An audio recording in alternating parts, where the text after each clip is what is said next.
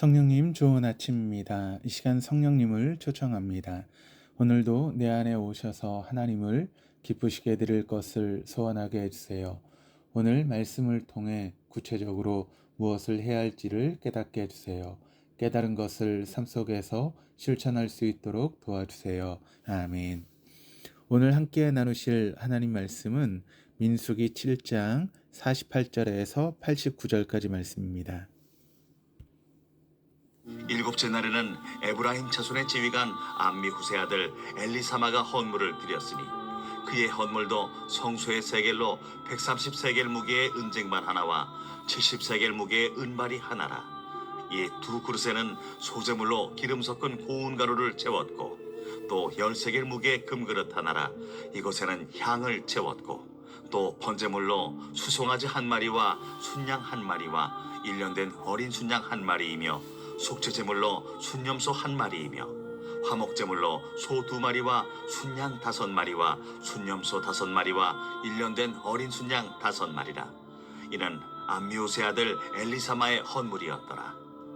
여덟째 날에는 므낫세 자손의 지휘관 부다술의 아들 가말리엘이 헌물을 드렸으니 그 헌물도 성소의 세겔로 130세겔 무게의 은쟁반 하나와 70세겔 무게의 은발이 하나라. 이 두 그릇에는 소재물로 기름 섞은 고운 가루를 채웠고 또 10세겔 무게의 금그릇 하나라. 이것에는 향을 채웠고 또 번제물로 수송아지 한 마리와 순양 한 마리와 1년 된 어린 순양 한 마리이며 속죄제물로 순염소 한 마리이며 화목제물로 소 2마리와 순양 5마리와 순염소 5마리와 1년 된 어린 순양 5마리라. 이는 부다술의 아들 가말리엘의 헌물이었더라. 아홉째 날에는 베냐민 자손의 지휘관 기드오니의 아들 아비단이 헌물을 드렸으니 그의 헌물도 성소의 세겔로 130세겔 무게의 은쟁반 하나와 70세겔 무게의 은발이 하나라. 이 두 그릇에는 소재물로 기름 섞은 고운 가루를 채웠고 또 10세겔 무게의 금그릇 하나라. 이것에는 향을 채웠고 또 번제물로 수송아지 한 마리와 순양 한 마리와 1년 된 어린 순양 한 마리이며 속죄제물로 순염소 한 마리이며 화목제물로 소 2마리와 순양 5마리와 순염소 5마리와 1년 된 어린 순양 5마리라. 이는 기드오니의 아들 아비단의 헌물이었더라. 열째 날에는 단 자손의 지휘관 암미사대의 아들 아히에셀이 헌물을 드렸으니 그의 헌물도 성소의 세겔로 130세겔 무게의 은쟁반 하나와 70세겔 무게의 은발이 하나라. 이 두 그릇에는 소재물로 기름 섞은 고운 가루를 채웠고 또 10세겔 무게의 금그릇 하나라.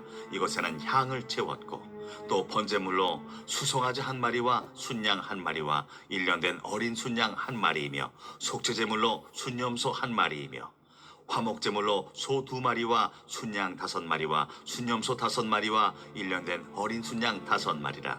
이는 암미사대의 아들 아히에셀의 헌물이었더라. 11째 날에는 아셀 자손의 지휘관 오그란의 아들 바기엘이 헌물을 드렸으니 그의 헌물도 성소의 세겔로 130세겔 무게의 은쟁반 하나와 70세겔 무게의 은발이 하나라. 이 두 그릇에는 소재물로 기름 섞은 고운 가루를 채웠고 또 10세겔 무게의 금그릇 하나라. 이것에는 향을 채웠고 또 번제물로 수송아지 한 마리와 순양 한 마리와 1년 된 어린 순양 한 마리이며 속죄제물로 순염소 한 마리이며 화목제물로 소 2마리와 순양 5마리와 순염소 5마리와 1년 된 어린 순양 5마리라.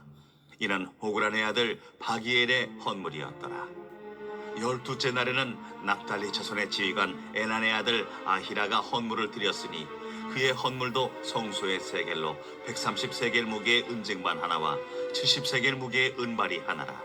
이 두 그릇에는 소재물로 기름 섞은 고운 가루를 채웠고 또 10세겔 무게의 금그릇 하나라. 이것에는 향을 채웠고 또 번제물로 수송아지 한 마리와 순양 한 마리와 1년 된 어린 순양 한 마리이며 속죄제물로 순염소 한 마리이며 화목제물로 소 2마리와 순양 5마리와 순염소 5마리와 1년 된 어린 순양 5마리라.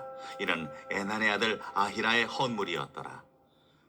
이는 곧 제단에 기름 바르던 날에 이스라엘 지휘관들이 드린 바 제단의 봉헌물이라.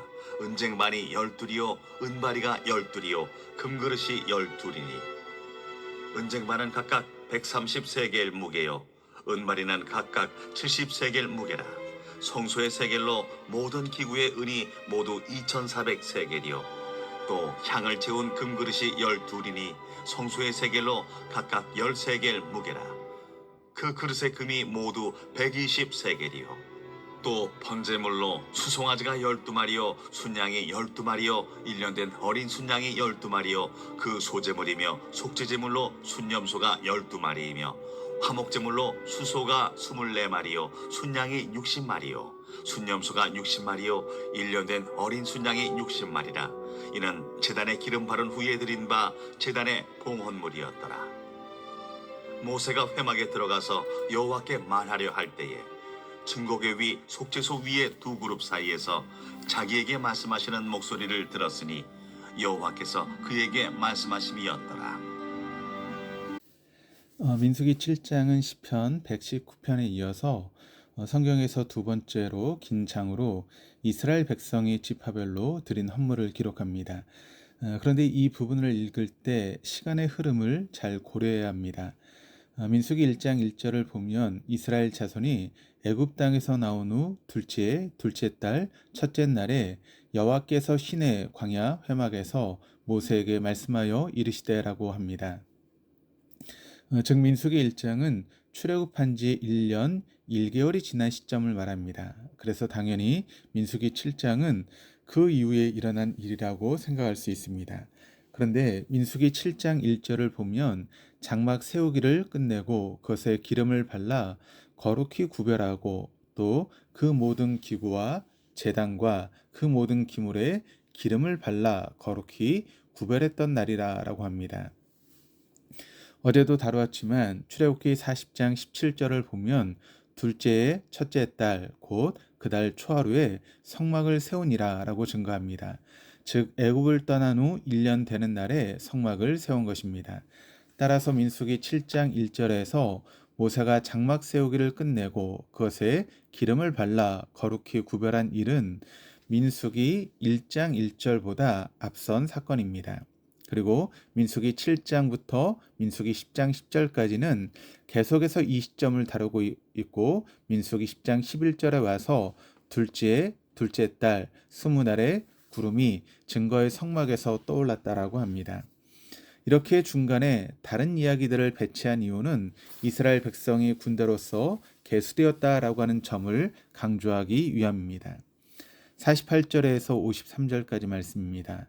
일곱째 날에는 에브라임 자손의 지휘관 암미호세 아들 엘리사마가 헌물을 드렸으니 곧 그의 헌물도 성소의 세겔로 130세겔 무게의 은쟁반 하나와 70세겔 무게의 은발이 하나라.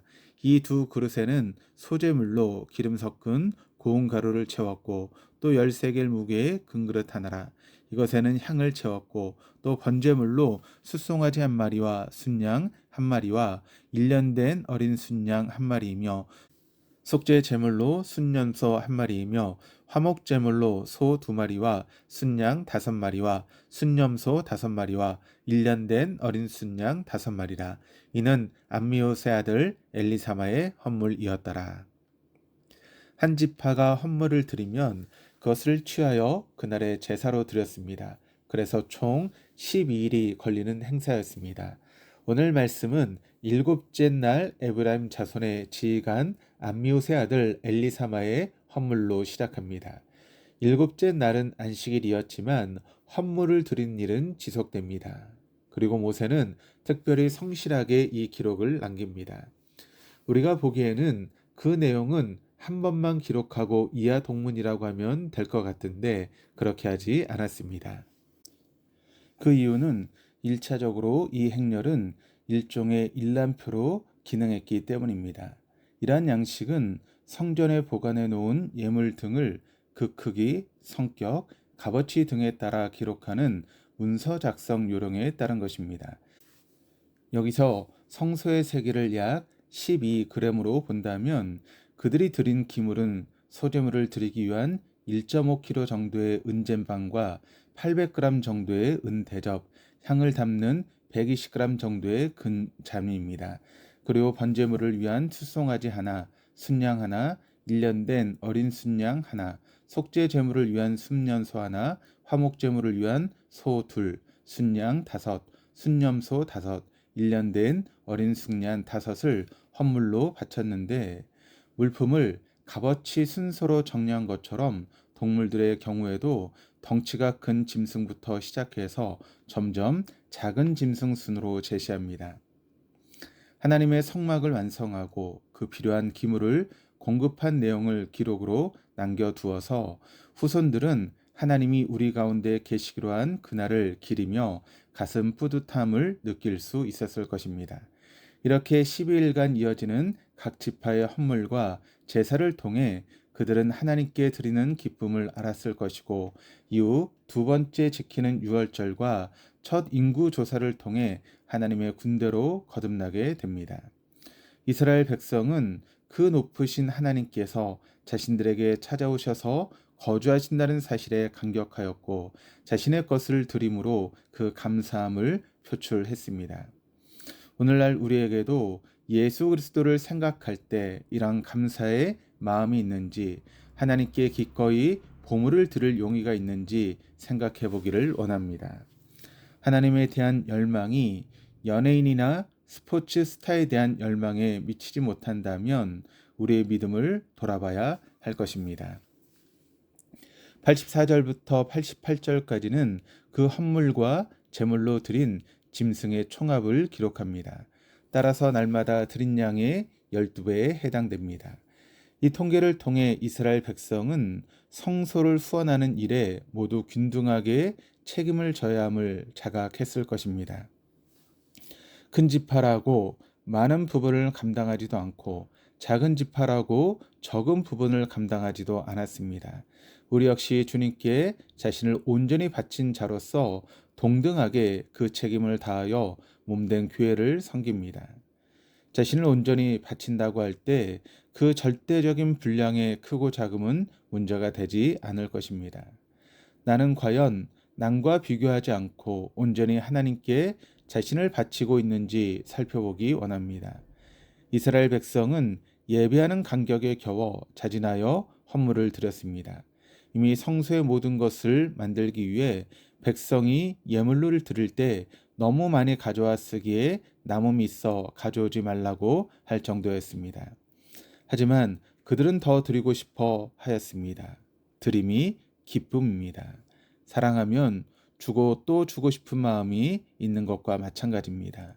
할머니가 손주에게 고봉밥을 퍼주는 마음, 고향집에 가면 바리바리 넘치게 싸주시는 어머니의 마음이 그에 비할 수 있을지 모르겠습니다. 드리고도 또 더 드리고 싶은 마음이 우리에게 과연 있는지 돌아보기 원합니다. 고린도후서 9장 7절은 이렇게 증가합니다. 각각 그 마음에 정한 대로 할 것이요 인색함으로나 억지로 하지 말지니 하나님은 즐겨내는 자를 사랑하시느니라. 적게 심은 자는 적게 거두고 많이 심은 자는 많이 거둡니다. 그리고 드리면 모자랄 것 같지만 하나님은 능히 모든 은혜를 넘치게 하셔서 모든 것이 넉넉하여 모든 착한 일을 할 수 있게 도우십니다. 이런 하나님을 신뢰하고 감사하며 드린 우리가 될 수 있기를 소원합니다. 마지막 89절입니다. 모세가 회막에 들어가서 여호와께 말하려 할 때에 증거계 위 속죄소 위의 두 그룹 사이에서 자기에게 말씀하시는 목소리를 들었으니 여호와께서 그에게 말씀하심이었더라. 새 번역은 이렇게 옮깁니다. 모세는 주님께 말씀드릴 일이 있을 때마다 회막으로 갔다. 그때마다 모세는 증거계와 속죄판 위에서 곧 두 그룹 사이에서 자기에게 말씀하시는 그 목소리를 듣곤 하였다. 이렇게 주님께서는 모세에게 말씀하셨다. 이제 모세는 회막 안으로 들어갑니다. 하나님의 임재 자리로 나아갈 수 있게 된 것입니다. 증거계란 증거, 즉 두 개의 십계명 판을 담은 용기를 말합니다. 또 속죄소는 증거계 덮개 위에 깔린 평판으로서 그 위에 그룹이라고 하는 천사의 형상 두 개가 있었습니다. 사실 성막의 가장 큰 의의는 하나님의 임재를 그곳에 붙잡아 두었다라고 하는 점이 아니라 오히려 거기에서 하나님과 대화할 수 있었다라고 하는 점입니다. 성전은 제사를 드리는 곳이라기보다는 기도하는 곳이었습니다. 하나님이 거기서 만나 주시겠다라고 약속하신 곳이었습니다. 장막의 가장 큰 특징은 이동성에 있습니다. 장막은 언제든지 움직일 수 있었습니다. 성막 역시 정해진 제 양식을 가지고 하나님이 저기 있다는 위안을 누리는 곳이 아니라 우리 가운데 계신 하나님과 대화하며 항상 하나님과 동행하는 자리였습니다. 우린 이미 성전이 되었습니다. 이제 하나님께서 우리 안에 계시며 우리와 함께 하십니다. 이 귀중한 부르심을 주신 하나님께 응답하여 고개를 들지 말라고 우리의 뒤통수를 때리며 이 세상에 눈받고 코받고 살라는 세상을 이기는 은혜가 있기를 소원합니다. 그 예수 그리스도를 우리의 중심 삼고 마태처럼 나를 불러주신 은혜에 감사하는 삶을 살아갈 때 우리는 하나님이 사용하시는 진리의 통로가 될 것입니다. 기도하시겠습니다. 하나님 아버지 감사합니다. 이스라엘 각 지파가 기쁨으로 하나님께 헌물을 드린 것처럼 우리 역시 하나님께 기꺼이 드릴 수 있게 하시옵소서. 하나님께서 우리와 함께 하심보다 더 큰 복과 기쁨이 없음을 알고 이 세상에 하나님의 대용품에 우리의 귀한 시간과 삶을 소비하지 않게 하여 주시옵소서. 오늘도 하나님을 향해 눈을 들고 위의 것을 생각하며 감사함으로 진리의 삶을 살아갈 수 있도록 도와주시옵소서. 예수 그리스도 이름으로 기도드립니다. 아멘.